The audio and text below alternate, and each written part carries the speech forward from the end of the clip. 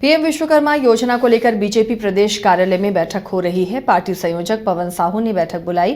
संयोजक पवन साहू ने 2 चरणों में बैठक बुलाई है। योजना के जन जन तक जानकारी पहुंचाने की दृष्टि से ये बैठक आयोजित की गई है। बैठक में सांसद, विधायक सहित जिला अध्यक्ष, जिला प्रभारी समेत कई पदाधिकारी भी शामिल हुए।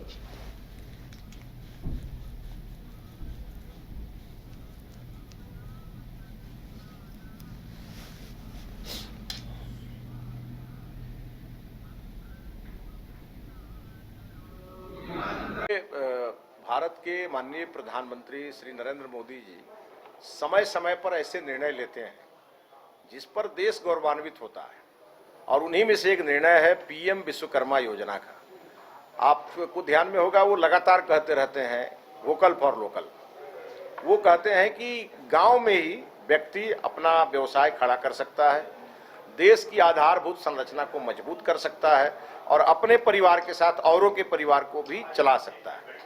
और जो 18 प्रकार के हमारे कामगार थे, वो धीरे धीरे सरकार की उपेक्षा के कारण वो 18 प्रकार के कामगार अपने व्यवसाय को लेकर के जो अपने व्यवसाय को आगे बढ़ाना चाहते थे, लेकिन उनको कोई सरकारी सहायता नहीं मिलती थी, तो केवल 5% के ही ब्याज रेट पर, वो शायद उससे कम तो होता भी नहीं है, उस ब्याज रेट पे माननीय प्रधानमंत्री जी ने 3 लाख रुपए तक का ऋण अपने धोबी को, लोहार को, कुम्हार को, बढ़ई को, नाव बनाने वाले को, नाव चलाने वाले को, वो ओबीसी, ईबीसी और एससी, एसटी, इन 140 जातियां जो हमारे देश में और झारखंड में हैं, इनको इसका लाभ मिलने वाला है। और 18 साल से लेकर 50 साल की उम्र के बीच यदि कोई व्यक्ति इन 18 प्रकार के विद्याओं से, वो मूर्ति बनाने वाला हो, वो लोहा का काम करने वाला हो, लकड़ी का काम करने वाला हो, पेंटर हो, राजमिस्त्री हो, ऐसे लोगों को व्यवस्थित ढंग से और उनको कुशल कारीगर बनाते हुए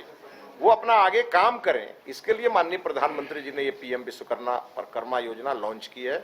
और हमारे पवन साहू जी जो झारखंड प्रांत में बीजेपी कार्यकर्ताओं को आज इन प्रकार के लोगों में जागृति पैदा करने के लिए, और उनको कहीं नहीं जाना है, ना बैंक जाना है, न उनको किसी अधिकारी के पीछे दौड़ना है, उनको केवल कॉमन सर्विस सेंटर जो पंचायतों में होता है, जिसको यहाँ प्रज्ञा केंद्र कहते हैं, वहां जाकर के इसका अप्लाई करना है। और आने वाले दिनों में प्रधानमंत्री जी उन लोगों के जीवन में खुशहाली भरने वाले हैं। उनके अपने काम को कैसे वो आगे बढ़ाएं और आगे बढ़ाते बढ़ाते भारत को आगे बढ़ाने लगे, इस दिशा में प्रधानमंत्री जी ने बड़ा निर्णय लिया है।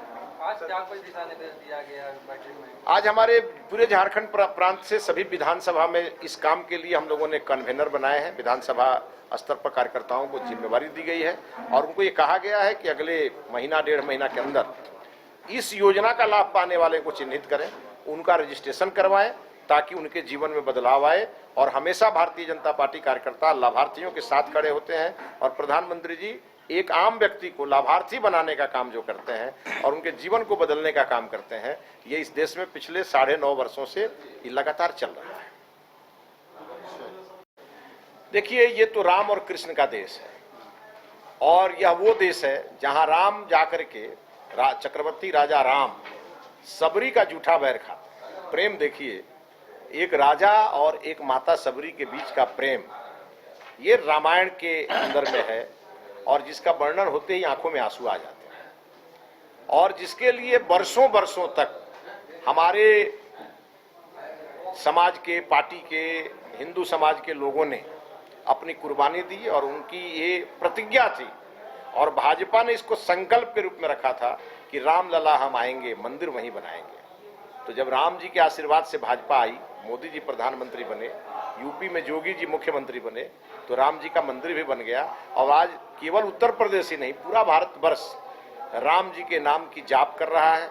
और ये जो झारखंड है, ये तो पुराना बिहार है, ये सीता मैया का मायके है।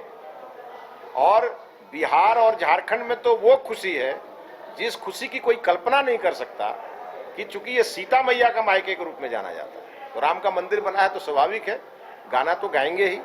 और ये गाना शुरू हुआ है, ये खुशी के गाना है।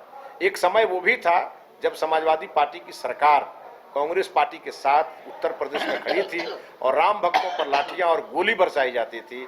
आज सरकार ऐसी है, जो हमारे कांवरिये जाते हैं, जो हमारे राम भक्त जाते हैं, उनके ऊपर हेलीकॉप्टर से फूल बरसाए जाते हैं। ये भारत बदला है, और इस भारत की बदलाव की कहानी, सभी राम भक्त जहां इकट्ठा होते हैं वहां राम नाम की जाप करते हैं। नहीं, बिल्कुल नहीं, कोई चुनौती नहीं होगा, क्योंकि जो भी इसके 18 प्रकार के कामगार हैं वो पंचायत भवन में जो प्रज्ञा केंद्र है वहाँ जाएंगे और उनको अपना रजिस्ट्रेशन कराना है। रजिस्ट्रेशन कराएंगे तो निश्चित रूप से उसको लोन मिलेगा और जो उसके तहत प्रक्रियाएं हैं, उसका ट्रेनिंग है, उसके कौशल है, वो सब करने के बाद उसको लोन मिलेगा और वो काम करेगा। झारखंड सरकार से इसे कोई मतलब नहीं है। जो मैक्सिमम लोन की राशि है कितना मिलेगा अगर कोई? तो 1 लाख से लेकर 3 लाख रुपए तक का।